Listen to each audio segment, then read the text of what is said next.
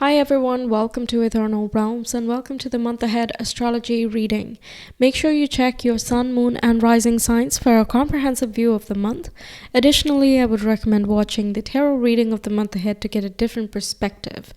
While you will know the astrology in advance through this session, I will also send you a reminder when the astrological events are near. All you have to do is subscribe, hit the bell, and you will be notified as the events occur through my community page. I occasionally post behind the scenes, meditation guidance, quizzes, and polls, which you can check out for yourself. And it goes without saying that you will be notified when new videos are out, such as other zodiac readings and pick a card tarot readings as well. If you prefer to cut down the guesswork about your month ahead, you can always connect with me via Etsy to get a personalized week-by-week month ahead tarot reading paired with the general astrology. Enough about me, let's talk about you. So let's talk a little bit about the overview of the month first. We have two full moons this month. One on the 1st of August is a full moon in Aquarius, and on the 31st we have a full moon in Pisces. On the 16th, we have a new moon in Leo, so lots of lunar events occurring this month compared to the previous ones. Other interesting things is that Mercury is going to go retrograde in one of its home signs, Virgo, and the shadow period for that is going to start on the 3rd of August, and the retrograde itself occurs on the 23rd of August. The zodiac sign moves from Leo season to Virgo season, also on the 23rd, and Mars is changing signs from Virgo to Libra on the 27th. Apart from that, we have Uranus in Taurus going retrograde as well. And keep in mind, Venus is still retrograde at this time, and so is Neptune, even Saturn. So we have lots of planets going retrograde. Pluto, Saturn, Neptune, and Uranus, Venus as well. Okay, so lots of retros. Okay, let's get into it and see what this means. So on the 1st of August, we have a full moon occurring in a fellow air sign for you, which is Aquarius. So the moon is in your 5th house of love, romance, dating, creativity, self-expression, children, and inner child. Meanwhile, the sun is in Leo, which is in your 11th house of networking, collective, humanity, how you are networking with your larger populace, how you relate with the causes in the world, and also your friend groups.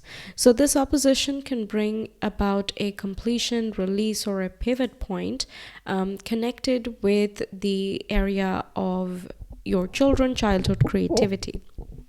So, how you understand or relate to your inner child, or what the conditions were while you were growing up, and how that might be repeating with your own children, or how it is creating your reality at this time, how you have fun, how you enjoy with your loved ones. That could be showing up. Also, this can be you putting extra emphasis on your personal life and on enjoyment and entertainment, having a good time, spending time with people that you absolutely adore. And the same day, we have a favorable aspect between Mars, which is in Virgo, and it is trining Jupiter in Taurus. And Virgo is your 12th house of release, surrender, spirituality, intuition, imagination, and dream life and sleep life. Meanwhile, Taurus is in your 8th house of shared resources and assets, such as joint accounts, financing solutions, how you share space with one another, and the responsibilities as well. Plus, this is the house of intimacy and how you can be vulnerable with your partner, or what is your vulnerable style in general. So this favorable aspect can talk about you are releasing inhibitions and you're connecting at a deeper level with someone that you care about. This is also about understanding yourself more deeply, so you're feeling more intimate within yourself, which enables you to connect more deeply with your other relationships. On the next day, we have Mercury in Virgo right opposite Saturn in Pisces, and Saturn is retrograde at this time. So this again brings into your focus your 12th house where Mercury is sitting, and Pisces is then in your 6th house. So how are you balancing your responsibilities in a mundane or regular basis, and also your more abstract needs, such as, how are your emotions doing? Are you caring for yourself? Do you practice some sort of lifestyle or routines? If not, what can be changed? What can be added in order to bring more flow into your life? Now, because Saturn is retrograde, this is about restructuring things. How have you always done things, and is that benefiting you? If not, what can be modified? There can be some things you learn through other people or through random sources, abstract notions and ideas, through sleep and all of that could come in, that also helps you out in your everyday life, especially if you're more on the spiritual side of things. But even through working with meditation, cleansing, yoga, whatever works for you on a regular basis, it can open up to more health, wellness, and just general well-being.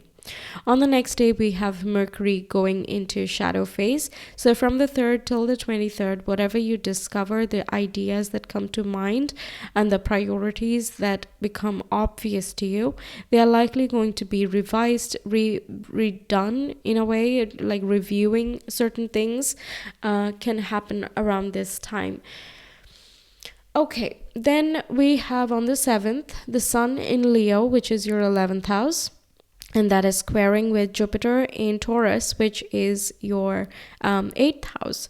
So because it's a benefic square, it is still ultimately going to give you a fortunate outcome of sorts. It's just the square is kind of creating more of an action. But it might be stepping outside the comfort zone or taking like small little steps that can make a bigger dream come true. If there are certain fears or insecurities that inhibit you from trying out different institutions or connecting with different causes or even relating with certain friend groups, this is the time it can come up. It can also be that your friendship circle is going through a busy phase where they're being more responsible, but you are a natural leader when you have the Sun in this placement, and this can be that you are there with the guidance or the clarity that someone else could need, that if you share, even if that may not be your comfort zone, is still going to be beneficial for another. On the 9th, we have Venus squaring with Uranus, and the houses are the same, and Venus is retrograde at this time. So this is talking about re-evaluating what you need from your hopes, dreams, and aspirations. Where are you aiming for in your life, and does that make sense for you right now? Sometimes, life just goes on and then we forget to update ourselves on it. We think that the dreams we had back when we were 15 or 18 or 12 or whatever is still going to hold. But, oftentimes it changes. However, in small measures or larger measures, that's kind of situation dependent, but it still changes. So squares are a very nice time to kind of update those houses with new action and new energy. Okay, so yes, when Venus is retro, there is this especially important phase for you to recognize who your friends are and where you're putting your attention, because you might be feeling a little bit pulled in multiple directions in giving your affection or support. So you might have to just become a little bit more picky or selective about what to offer to whom and in what way do you want to show up in your network. So it can even be that you're cleaning up your social media account, especially if you're more of a public figure, and you're being selective about what kind of image are you trying to portray to the larger populace. And it can also be connected with what you used to think about children, or having children, not having children, what kind of children, or like what is the scenario that you're going for. That might be also shifting and changing, and this change can be extra emphasized because Uranus is involved, and Uranus is the planet of shocks and surprises, unpredictable changes. It's just very hard to predict what exactly it's going to do. But regardless, it stands for liberation and freedom of being. And that in your eighth house can be releasing or breaking up stagnant fears or tendencies, which have become very subconscious. Okay, so you don't know that something is happening, but life keeps showing you certain patterns, or at least so it seems from your perception. That's when we got to get into the subconscious realm and look at the shadows. So there can be some important breakthroughs that happen, and it can be triggered through a conversation with a dear one. On the same day, we have another square, Pluto, who is in Capricorn and is retrograde, squaring with the North Node, which is in Aries. Okay, so Capricorn is in your fourth house of home, family, ancestry, lineage, heritage, your roots, and your inner self. Okay, it's a private house. Whatever goes on here, people don't generally see it unless you share it with others. So there are some deeper changes that are happening, or you're seeing your family and where you come from, and your even home environment in a new light. Okay, so ideologies and things that were taken for granted as this is just simply as it is, that can be going through some shifts and changes. And because it is squaring with the North Node, these are some fateful changes that are meant to unlock a part of your purpose. And this North Node being in the seventh house of relationships, it can be that your partner can be going through a busy time, and you need to have more open conversations with them, or you have to adapt in some way, or kind of figure out what action needs to be taken. Or this can be your mindset shifting and changing with regards to relationships and the type of people that you want to attract, or the way that you are behaving with your existing relationships as well can come up. Now, like I said, squares are about unlocking something that is already there. It's a point of activation. Okay. Next day, we have Mercury in Virgo trining with Jupiter in Taurus. So once again, activating the 12th house and the 8th house. This is talking about clarity, personal growth, and mindset shifts such that you are feeling more stable and peaceful in life.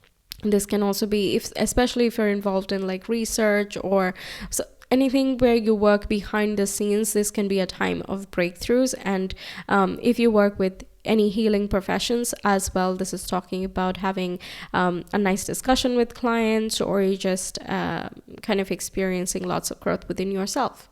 On the 13th, we have the Sun conjoining with Venus. Venus is retrograde in the sign of Leo, which is your 11th house.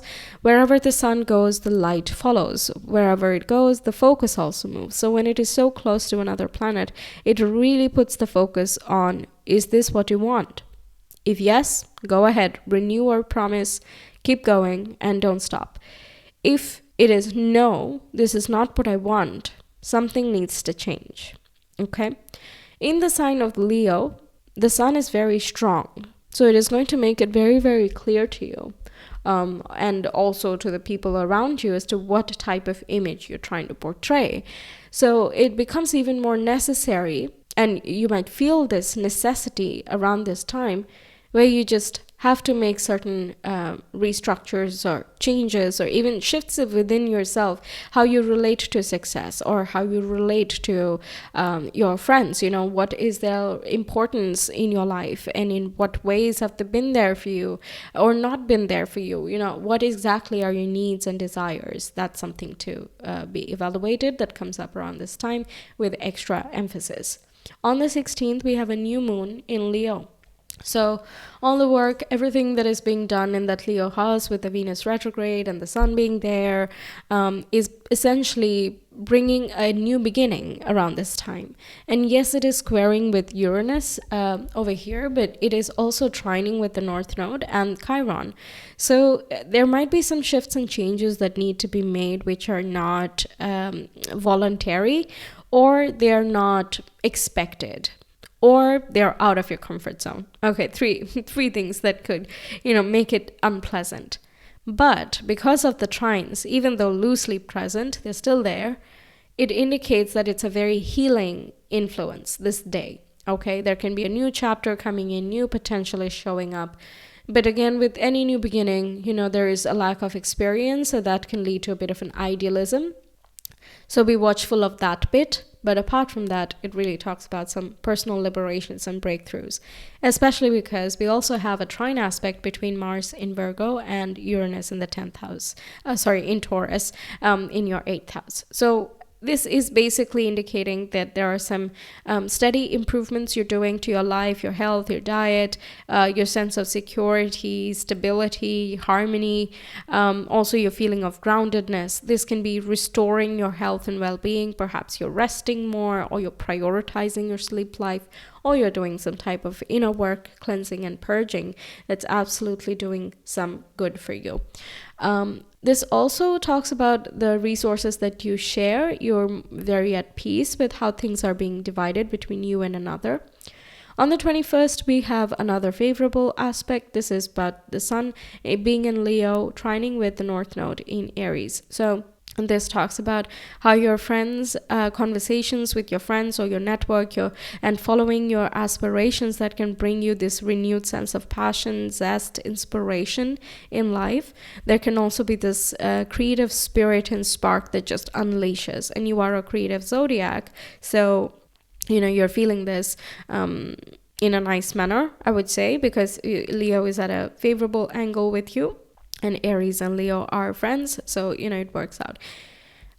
It can also be your partner's friends, or the way that your partner enjoys their entertainment time, what hobbies they engage in. If you're sharing in that, you might find something new that is quite exciting, and you're like, I didn't know it could be this good, and I'm just going to try it out for myself as well. Okay, so all in all, it's a light phase, still getting some dynamic work done as well, if that's something you're doing around this time, but regardless, it's a pleasant moment. Next day, on the 22nd, we have a square between Venus, who's retrograde in Leo, in your 11th house once more, and that is squaring with Jupiter in Taurus with your 8th house. So once more, where is there an inhibition with understanding yourself more deeply? Maybe there's some shadow work to be done. There are some epiphanies happening around this time, or personal realizations and acceptance of the past, even the difficult parts of your past, and so on.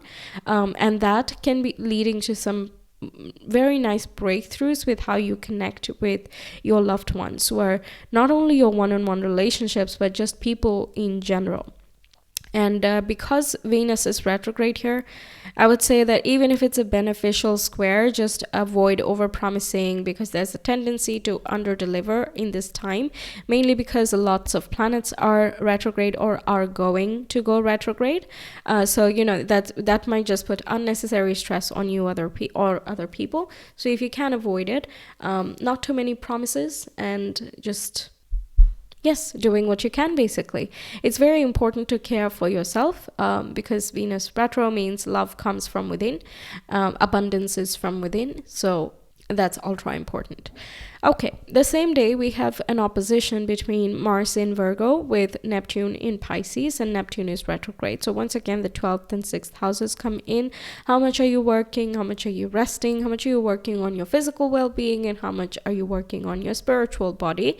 That is coming up here, and might need some rebalancing or some type of moderation. Maybe, your lifestyle or rhythms have changed because of, let's say, traveling or, other commitments and all of that. So this is a nice opportunity to bring things back into balance.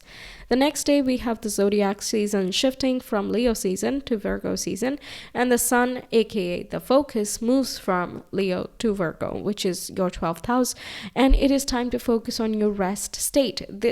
I always mention this, that whenever the zodiac season that we are in occurs, that's when rejuvenation happens. But the one before that is when we know what to release and surrender, so that the rejuvenation can happen. So now that it is Virgo season, the next will be your season, Libra season. So whatever happens around this time is going to be very important in letting go of that old chapter of who you are or were. So in the last year, all the things that have happened, there is a sense of unconscious reminiscence, or kind of sorting through everything that has happened, all the ways that you have grown, the ways that you have consciously realized, and also not, what has been going on behind the scenes, what you're enjoying or prioritizing in life right now, and also where do you want to be headed next, what do you absolutely do not like and don't want to be a part of your future, and what do you absolutely need to make a part of your future. All of these things are just big topics and can be very hard to describe in so many words, actually, but it can be felt quite subjectively. So when the sun is coming here, this entire zodiac season is going to be about what you'll kind of don't need, some fateful occurrences. If there have been missed steps, then past opportunities coming back around and things like that occur. So pay attention to signs and synchronicities. It's especially beneficial if you meditate or practice mindfulness of any type, subliminals, manifestation, etc. around this time, because that house is so activated. And the same day we also have Mercury in Virgo going retrograde, so there can be some missing memories or missing information. So make sure you're writing everything down and double check that you have the correct information. One, because Mercury is retrograde, that this is applicable for the collective in general, that we need to check, double check whatever it is we're working on, especially when it relates to communication. And also check your gadgets, make sure they're backed up, because missing files, missing information, like I said, of any type can occur. Another reason is that Mercury rules Virgo, so it is especially strong. Direct or indirect, it is direct or retrograde, it is still going to be strong because it's in rulership. So how you process your thoughts or how you process your everyday can also become a topic around this retrograde cycle for you specifically.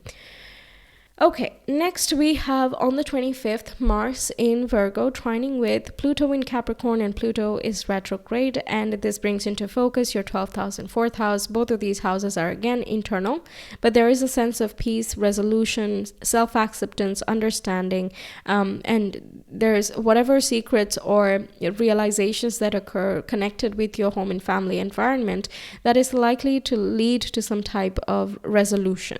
Okay, on the 27th, we have an opposition between the Sun in Virgo with Saturn in Pisces, and Saturn is retrograde, and this again brings into focus your 12th house, 6th house, rebalance. Where are your boundaries? Where do you want them to be now? What makes most sense for you? What are you focusing on? What are your responsibilities, etc.? Same day we have Mars moving into Libra, and that's your zodiac. Now Mars is not very comfortable in the sign. Instead, it likes to be in Aries or in Scorpio, but because it rules those two signs, by the way. But in Libra, it is quite out of its element, and it has to kind of listen to what Venus, the ruler of Libra, is trying to do or say, and it will kind of act in tandem with that. So our willpower is as well going to change according to how we are feeling, whether we feel good in a certain company or not, or whether we are connected to our abundance or not. If there is some sort of lower self-esteem or lower self-worth, you'll quickly see that your energy levels are as well dipping in that regard. Your mind and your communication, as well as the relationships you surround yourself with, are going to determine a lot about what your energy levels are doing.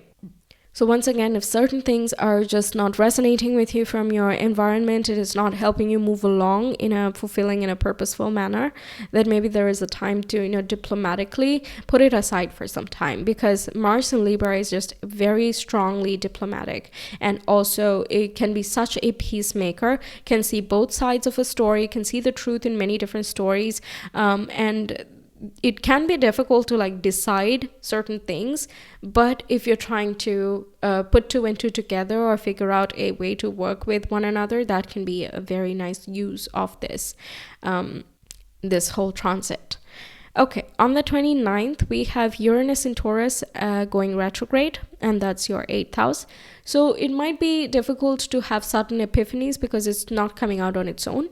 If you want some healing to be done or some clarity that you're looking for internally, then you're going to have to take the initiative and go for it yourself.